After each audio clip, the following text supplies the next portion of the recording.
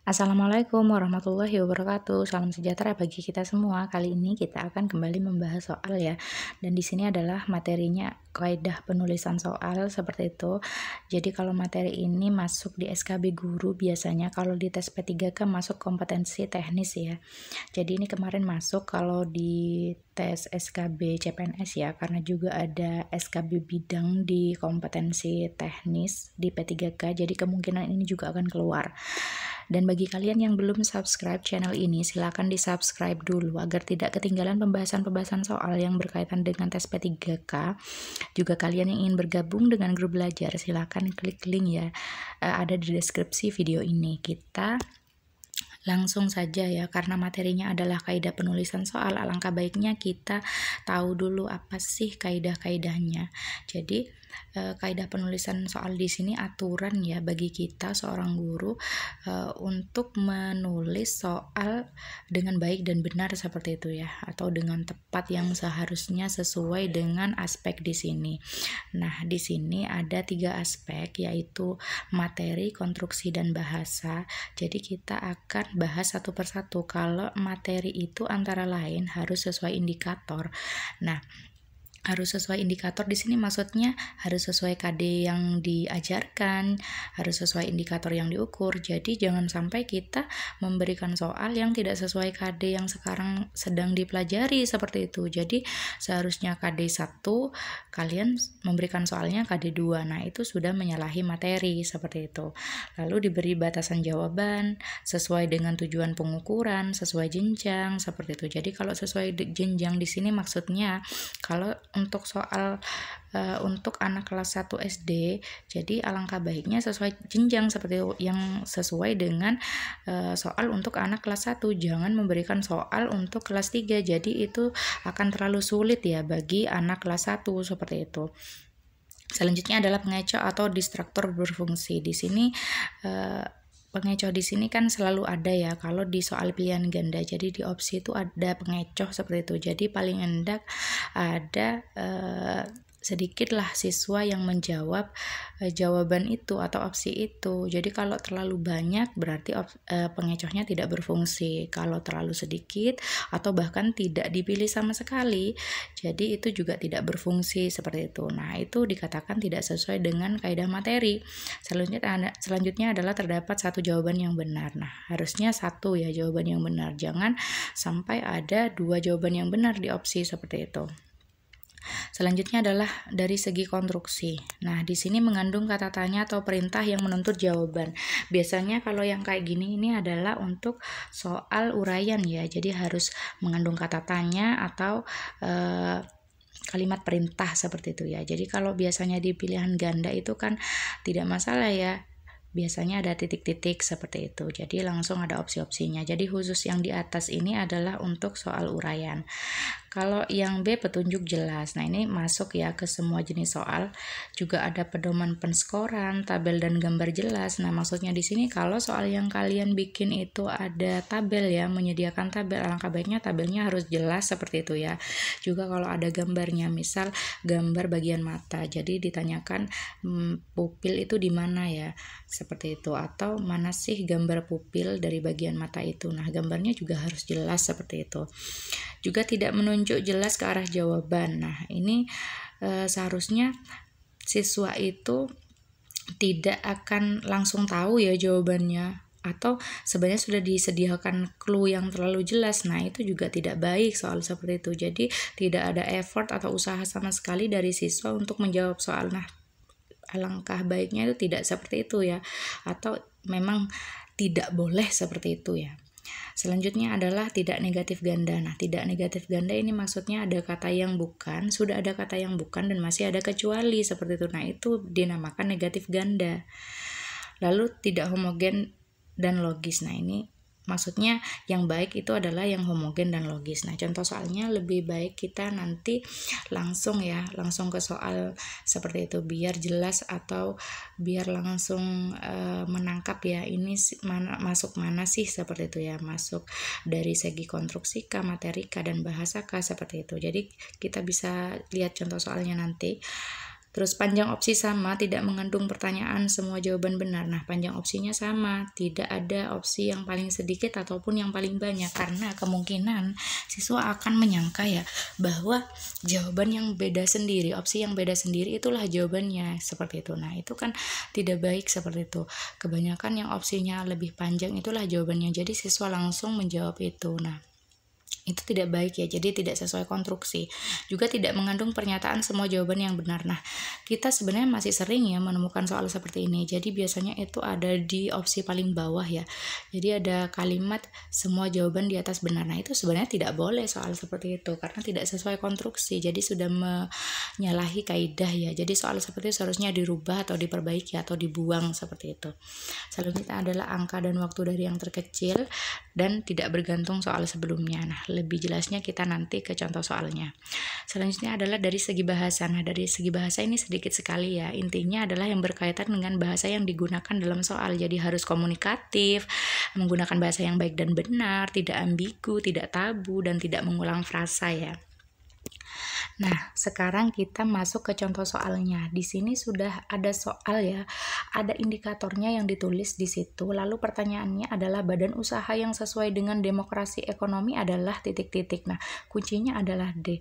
Pertanyaan yang sesungguhnya. Jadi ini kalau di tes SKB guru ya, atau nanti di kompetensi teknis tes P3K, biasanya ada soal di dalam soal seperti ini. Jadi soal sebenarnya yang ditanyakan adalah soal di atas tidak sesuai dengan kaidah penulisan dalam aspek apa. Nah, kita ingat tadi, jadi hanya ada 3 aspek ya, materi, konstruksi, dan bahasa. Jadi gaya ini sudah bisa langsung kita eliminasi. Dari ketiga aspek tersebut masuk mana sih kira-kira? Karena di sini sudah diberikan clue indikator ya. Harus sesuai dengan Undang-Undang 1945. Namun kita lihat soalnya di sini sama sekali tidak menyebutkan pasal tersebut ya. Jadi kira-kira ini sudah tidak sesuai indikator seperti itu ya soal ini. Jadi ini akan masuk ke materi ya. Nah, ini contoh soal yang benar. Jadi karena di sini indikatornya adalah sesuai pasal ini, maka seharusnya itu kalau sesuai dengan indikator juga disebutkan di sini pasalnya seperti itu. Jadi ini adalah contoh soal yang benar. Jadi kalau tadi itu berarti ini menyalahi aspek materi. Selanjutnya soal yang nomor 2. Jadi soalnya yang harus diidentifikasi itu ya, harus diteliti lah, ditemukan mana kesalahannya, letaknya di mana. Jadi ini contoh soalnya monyet merupakan hewan titik-titik, A karnivora, B herbivora, C omnivora, D mamalia.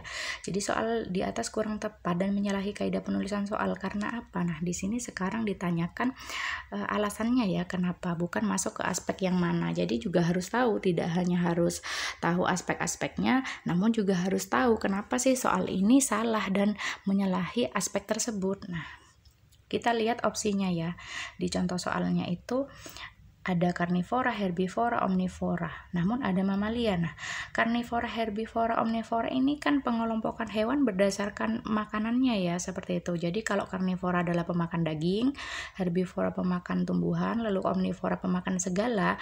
Namun ada kata mamalia di situ. Nah, opsi ini seharusnya tidak tepat ya digunakan di soal ini karena ini sudah masuk ke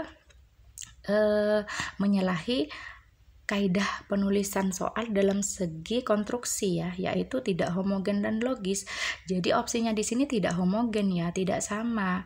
Jadi seharusnya di situ kalau mau memasukkan ya, alangkah baiknya juga tetap menggunakan pengelompokan hewan berdasarkan makanannya. Bisa menggunakan artinya di situ ya. Jadi A karnivora, B herbivora, C omnivora, D pemakan daging, E pemakan tumbuhan, seperti itu ya. Jadi nanti jawabannya adalah omnivora kan ya, kalau monyet ini pemakan segala. Nah, itu bisa dikatakan soal itu baik seperti itu, yaitu homogen dan logis opsinya. Jadi kalau mamalia ini sebenarnya kan hewan menyusui ya, namun tidak sesuai pengelompokannya karena yang ditanyakan adalah berdasarkan makanannya. Di sini seharusnya opsinya yang 3 ini kan berdasarkan makanannya ya, apa yang dimakan. Namun mamalia ini beda sendiri seperti itu. Jadi opsinya kurang baik lah di sini. Jadi jawabannya adalah tidak homogen dan logis ya, terutama pada opsinya. Selanjutnya soal nomor 3, berikut yang merupakan yang bukan merupakan atlet bulu tangkis Indonesia ganda putra yang sekarang sedang aktif ya, kecuali. Nah, yang ditanyakan kan yang bukan merupakan atlet bulu tangkis Indonesia ganda putra yang sedang aktif, yang sekarang aktif, kecuali ya. Namun di sini sangat membingungkan jika menggunakan yang bukan masih menggunakan kata kecuali. Nah, ini kan termasuk apa tadi, negatif ganda ya. Seperti itu. Jadi di sini pertanyaan sebenarnya adalah soal di atas menyalahi aturan kaidah penulisan soal karena apa? Nah, jelas sudah karena negatif ganda seperti itu. Jadi ini tidak boleh seperti ini. Jadi kita lanjut ke soal berikutnya ya. Soal nomor 4 berikut yang merupakan atlet bulu tangkis Indonesia tunggal putri ya, di sini pertanyaannya ya, ditambahi putri kecuali. Nah, di sini tidak negatif ganda karena hanya ada kata kecuali. Namun kita lihat opsinya. Nah, ada Fitriani, Gregoria Mariska Tunjung, Susi Susanti, Liliana Natsir, dan Melati Daeva. Nah, ini bagi guru penjas ya. Kalau kalian tahu ya, seperti itu ya. Kalau ini berkaitan dengan soal penjas, kalian pasti tahu bahwa di sini Liliana Natsir dan Melati Daeva ini tidak termasuk atlet bulu tangkis tunggal putri ya, namun ini masuk ke ganda campuran. Nah, kalau Fitriani, Gregoria, dan Susi Susanti ini masuk ya. Kalau Fitriani dan Gregoria ini masih aktif, sedangkan Susi Susanti ini sudah pensiun. Nah, karena di pertanyaan tidak ada yang sedang aktif atau tidak, jadi yang bukan di sini ya, karena ada kecuali. Jadi ada dua jawaban yang benar, Liliana Natsir dan Melati Daeva. Nah, soal di atas menyalahi aturan kaidah penulisan soal karena apa? Nah, di sini jawaban yang benar adalah C ya. Karena terdapat jawaban yang benar lebih dari satu. Jadi ada dua di sini, yang kecuali D dan E. Jadi ini tidak boleh seperti itu ya. Lanjut ke soal nomor 5. Nah, di situ sudah ada kalimat, sudah diberikan juga bahwa adik dibelikan baju baru di toko Rama itu ada SPOK-nya seperti itu. Namun di sini seperti kita lihat masih ditanyakan mengenai objek, padahal sudah jelas-jelas di contoh kalimatnya itu sudah diidentifikasi ya, mana subjek, mana predikat, mana objek, dan mana keterangan. Nah, ini tidak boleh soal seperti ini. Jadi kira-kira ini menyalahi aturan yang mana seperti itu ya. Jadi kalau di sini masuk ke, nah ini yang ditanya alasan ya. Karena apa? Jadi di sini alasannya yang D ya. Jadi soal ini sudah memberikan petunjuk ke arah jawaban yang benar. Jadi tidak ada usaha dari siswa untuk berpikir mengenai jawabannya seperti itu, karena sudah tersedia di situ jelas-jelas bahwa di situ adalah objek, tapi masih ditanyakan lagi. Nah, ini soal seperti ini tidak baik ya. Seperti itu tidak bagus, tidak seharusnya dijadikan soal seperti ini.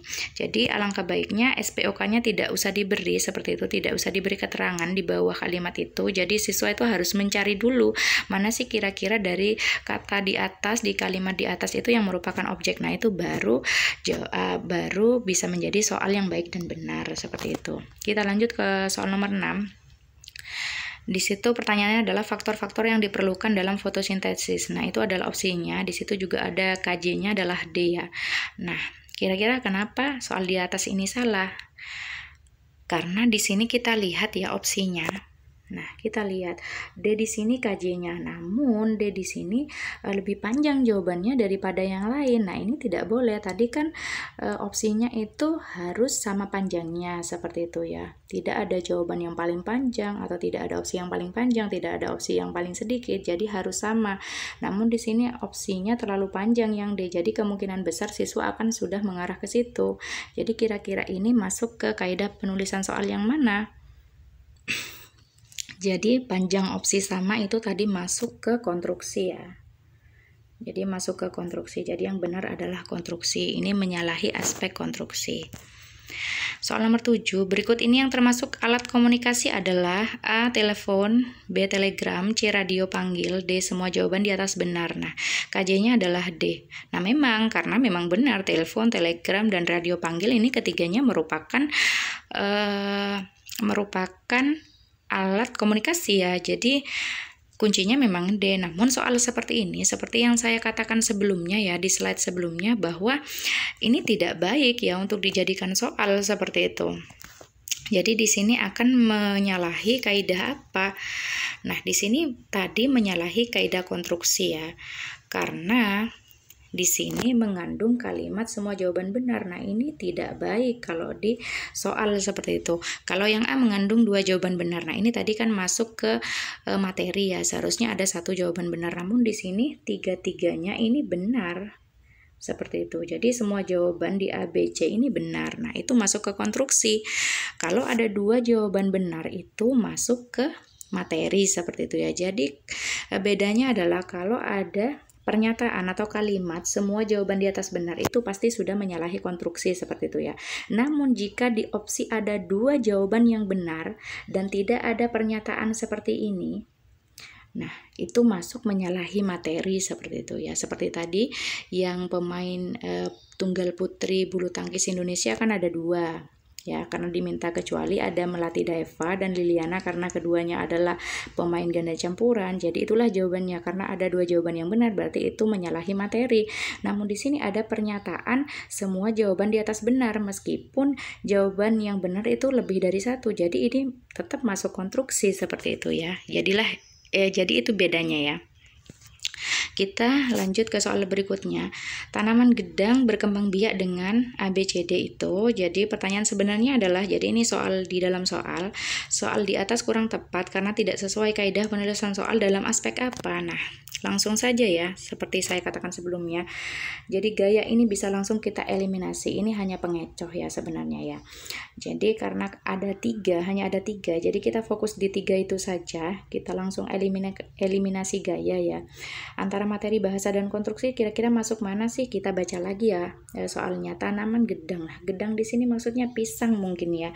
Jadi gedang ini bisa masuk ke bahasa daerah sebenarnya. Nah, bahasa daerah di sini tidak bisa digunakan dalam soal karena tidak semua siswa mengerti seperti itu ya. Siapa tahu dalam suatu sekolah, dalam suatu kelas, siswanya itu terdiri dari berbagai macam daerah seperti itu. Mungkin ada yang tidak mengerti kata gedang seperti itu. Seharusnya menggunakan bahasa Indonesia baik dan benar. Jadi ini jelas-jelas sudah masuk atau menyalahi aspek bahasa. Kita lanjut ke soal nomor 9. Ketika gunung itu meletus, sebagian penduduk di sekitarnya mulai mengungsi. Kata mengungsi berarti, nah ini biasanya kalau seperti ini soalnya ini bahasa ya, soal bahasa. Nah, kita lihat opsinya. Nah, di sini opsinya semuanya kok sama ya. Pergi menyelamatkan diri terus dari A sampai D sama. Nah, ini kan terjadi pengulangan seperti itu ya. Jadi tadi kalau terjadi pengulangan frasa itu masuk apa? Nah, materi tidak mungkin, gaya ini tidak ada sebenarnya dalam kaidah penulisan soal, konstruksi juga tidak mungkin. Jadi masuk bahasa ya, pengulangan seperti itu. Nah, terima kasih, sekian contoh soal dari saya, semoga bermanfaat. Jangan lupa di subscribe channel ini. Wassalamualaikum warahmatullahi wabarakatuh.